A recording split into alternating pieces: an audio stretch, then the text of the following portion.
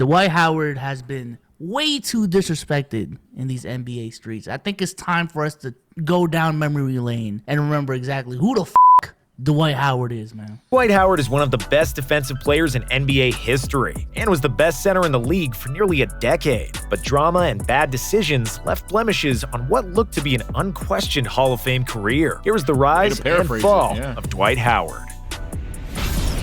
Road to the NBA. Some players are lucky to make the NBA, but Dwight Howard is lucky to be alive. Before he was born, his mother went through 7 miscarriages. So before Dwight could even walk, his mother knew he was special. In the 8th grade, he stood at just 5'10", but because he was skinny and agile, he actually played the point guard position. Then, in the blink of an eye, he hit a huge growth spurt that moved him closer to the basket. Dwight grew to 6'10", but he wasn't your regular low-post big man. Athletic, quick, and super bouncy, Dwight was like Andrew Garfield and Spider-Man, able to jump out of the gym and block everything in sight. In 2004 as a senior, Dwight went off and averaged 25 points, 18 rebounds, and an astonishing 8 blocks per game. That year, Howard led his team to a 31-2 record and a state title. He quickly became recognized as the best high school player in the country. After the success of his idols Kevin Garnett, Kobe, and LeBron, who all came to the NBA straight from high school, Howard decided to forego college and declared for the 2004 NBA draft. And at the age of 18, Dwight was selected as the first overall pick. I think it's important to stop right here and acknowledge that going into his draft, let me just remind you, because again, what he said is accurate. Look at the names he's being compared to, and the fact that he can just skip high school and become the #1 pick does say a lot, chat. Kobe, LeBron, KG, Dwight. These are the conversations he was in going into the league. Let's just keep that in mind for the rest of this video. Bro followed up the 03 draft like this. Oh, man. This is crazy. Quick rise to stardom. Before Dwight was drafted, the Orlando Magic franchise was a dumpster fire. They had finished with the worst record in the NBA. Grant Hill was constantly injured, and their biggest star, Tracy McGrady, left for Houston. So despite Howard's youth, skinny frame, and lack of involvement in the offense, their prized rookie pushed them to win 15 more games than the year before. With 12 points and 10 rebounds on average, Howard became the youngest player ever to average a double-double for the season. But he was just getting started. In the offseason, he never left the gym, and it showed. Dwight looked like he fell into an ocean of protein, and he added 20 pounds of muscle. Howard could no longer be pushed around in the post. His averages improved to 16 points and 12 rebounds per game. Next year, Dwight again improved his numbers to 18 points and 12.5 rebounds. He became much more efficient around the basket, hitting over 60% of his field goals. But the most important improvement came on the defensive end. Dwight emerged as an elite pick-and-roll defender due to his lateral quickness and explosiveness. His newfound strength allowed him to contain all the behemoths in the post, while his quick feet enabled him to switch onto guards and reject their attempts at the rim. D12 got selected to his first All-Star game, named to the All-NBA third team, and the Magic would finally qualify for the playoffs. It's too bad they got swept in the first round, but the team named Stan Van Gundy as the new head coach, a coach who would leave the biggest mark on Howard's career. Superman is in the building. In 2008, Shaq got old and fat, while Yao Ming was constantly injured. The good news is, there was a new sheriff in town, and his name was Dwight Howard. Under Stan Van Gundy, Dwight's offensive role increased, and he started to get more touches in the post. He averaged over 20 points per game for the first time in his career, along with a league-leading 14.2 rebounds. And if anybody still didn't know who he was, as if they lived under a rock, they would know him after the All-Star game. At the Slam Dunk Contest, Dwight suited up as Superman and destroyed the rim in one of the most memorable showings in the history of this event. Superman was literally in the building, and Dwight became a superstar. I'm gonna be honest, bro. Those dunks, if they happen today, I think we've just been so spoiled and just tired of the dunk contest. If those same dunks happen today, and even if Dwight had the same hype, I don't think we'd still be clowning him for those dunks. I don't know if that's just me. Maybe that's a hot take, but. Yeah, I agree. Yeah, I ain't gonna lie. I completely understand the spoiled dunks argument because I agree with it. I'm of the mindset at this point, get professional dunkers, improve the pot, or make sure if you're doing a dunk contest, look at them players in the eye. Do you really want to do this shit? Like, do you have something planned? Because, there's a lot. I hate the take that all the dunks are gone. They're not. There's hella creative. Look, YouTube dunking. You'll see that shit. You just need to get the right people in. Post-ups looked robotic, and he missed a lot of free throws. Dwight was, without a question, the best center in the NBA, and he rightfully made the All-NBA first team. Orlando won 52 games that regular season, and for the first time since Shaq and Penny Hardaway's era in the 90s, they advanced through a round in the playoffs. After the NBA season was over, Dwight joined Team USA at the 2008 Olympics, where his athleticism and domination under the basket were even more pronounced. The Redeem Team won the gold medal, and Dwight looked like he could become one of the best centers of all time. Finals run and defensive dominance. If there was a basketball laboratory for creating a perfect pick-and-roll defender, look at it final product again. looked like a 2009 Dwight Howard doppelganger. In 2009, Chad, they was just lucky KG wasn't in town.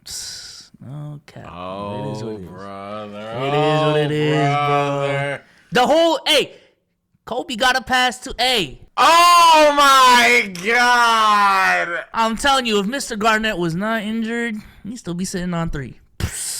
If Kobe got a pass from anybody, it was LeBron not showing up. We're not scared of y'all. We're not scared of y'all. We proved it. We proved it. And we proved it next year, bro. After KG came back from a career-altering injury? Man, and we didn't have Perk. And we still went to 7 with y'all. The best defense in the NBA, and their main strategy was to funnel everybody in the paint, where Dwight ruled supreme.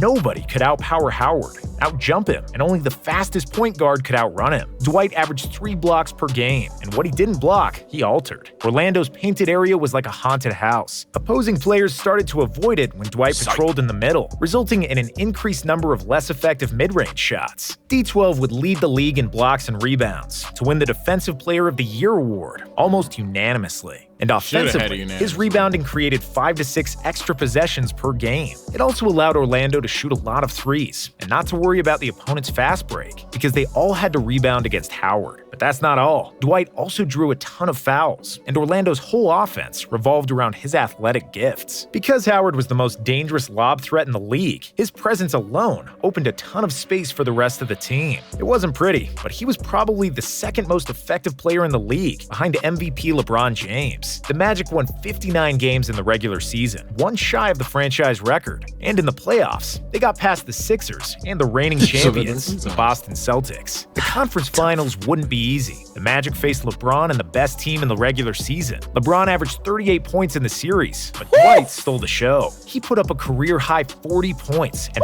14 rebounds in the deciding Game 6 to propel the Magic to the NBA Finals. Against Kobe and the Lakers, Orlando was clearly the underdog. But they weren't going down without a fight. Howard led them to victory in Game 3 and played maybe the most focused game of his life in Game 4, where he ended up with 21 rebounds and 9 blocks. Van Gundy even said, if he played like that every game, the whole NBA was in trouble. But unfortunately for Stan and Orlando, Dwight's focus fluctuated like the tide. The Lakers won the series in 5 games, but the future still seemed extremely bright for Orlando. I think this is another cause to pause. Like I just mentioned, going into his draft, conversations was Kobe, LeBron, KG, Dwight. And what we've seen so far in his career is Dwight Howard has actually lived up to that hype. That alone is already impressive as fuck. And during this time period around 08 to 2011, 2012, he was in those conversations with the Kobe, with the LeBron, with the Dwayne Wade, with the Carmelo Anthony. And please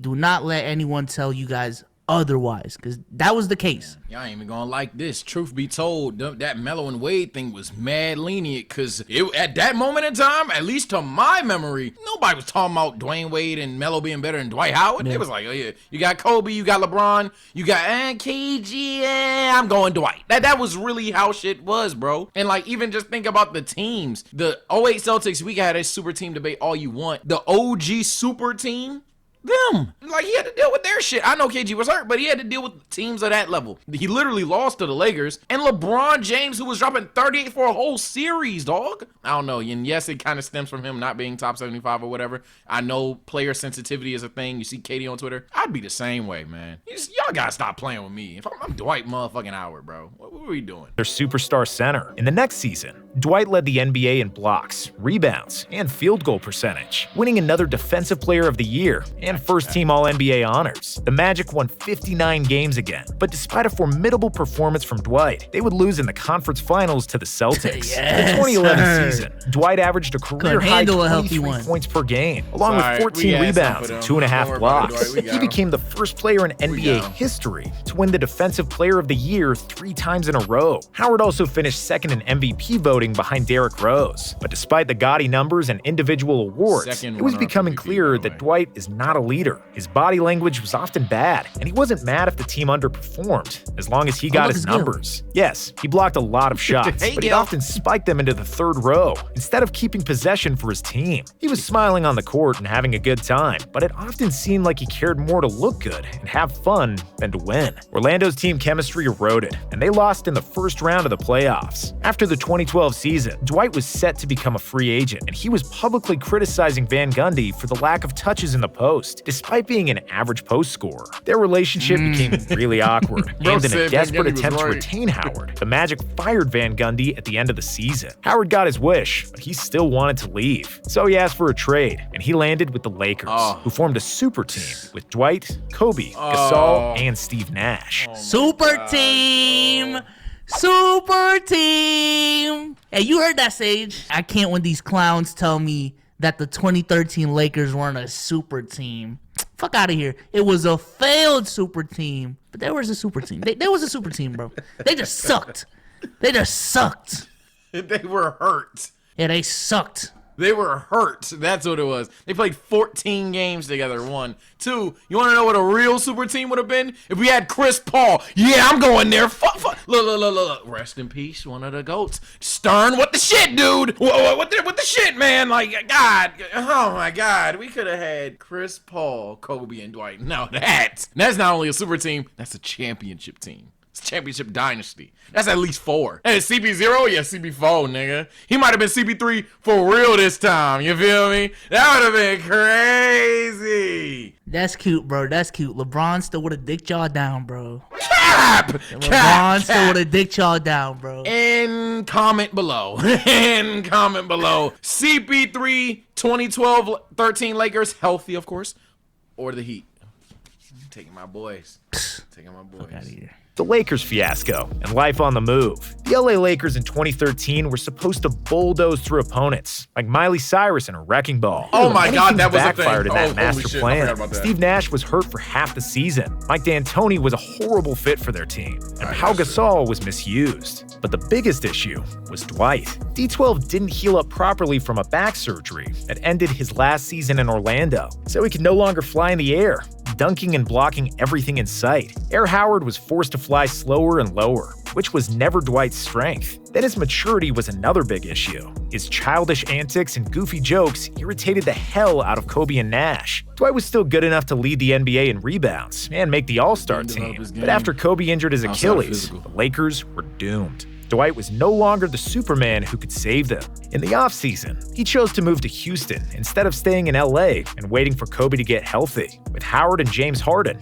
the Rockets had a superstar duo. The only problem was, they hated each other. Harden quickly grew tired of Howard's personality, and Dwight complained that he didn't get the ball enough, which was starting to become a tradition. Still, their team had a lot of talent. They were winning games, and they made it to the conference finals in 2015. But after a disappointing 2016 campaign, the relationship between the two stars became unbearable, and Howard had to leave. Over the next 3 years, Dwight would play for Atlanta, Charlotte, and Washington. Everywhere he went, he arrived with big expectations. He made promises that he'd stay there forever and that he was committed to winning. But in the end, it was all empty promises, because Dwight's effort, focus, and physicality were a rare sight. He'd give some rah-rah motivational speech in the locker room about playing hard, and then play the softest, being the least physical player on the court. Dwight had officially gone from a top defensive player and all-star to locker rooms celebrating when he got traded. By 2019, Howard was out of the league, and nobody wanted to sign him. LA redemption. Before the 2019-20 season, Dwight had given a bunch of interviews where he criticized himself and his approach to the game. He said that he was willing to do whatever it takes to win. The problem is, we already heard that 100 times before. But then he posted pictures of his shredded body, claiming that he was in the best shape of his life. The picture is worth 1,000 words, so the Lakers gave him one last shot and signed Dwight on a non-guaranteed deal. We've all had doubts about Dwight, but for once, he proved to be a man of his word. Finally. Wait. Speaking of Melo, I'm being so serious. Was he in the 75? Damn, was he? Chat, I swear to God, if Carmelo Anthony is in top 75, but Dwight Howard isn't, we need to have conversations, yeah, we have a problem. Bro. Well, oh my God. He's one of them! This is crazy! Chat. No.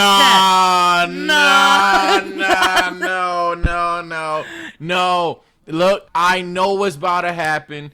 I don't know if the pre-Giannis vid on the way, if it's not out. I know it's about to happen. I know what y'all gonna think. Nah, that ain't right, man. That's not right. Look. Dwight should have progressed this game to more than just physicality. He's spitting about the 2012 shit. Dwight couldn't move like he used to. Facts. That don't change nothing about anything prior to that, bro.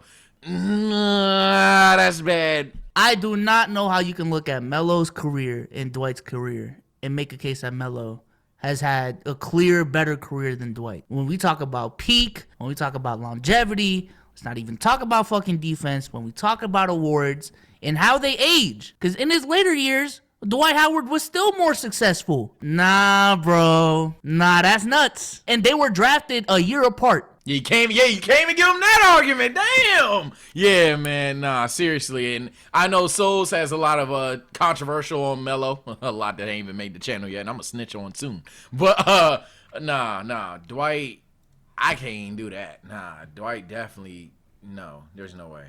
That's crazy. Tail end of his career, Dwight has become the role player he should have been 5 years sooner. He was rebounding, moving the ball, and protecting the rim with no drama whatsoever. Dwight was also a valuable piece on the Lakers team that won the 2020 NBA title and was finally an NBA champion. Legacy.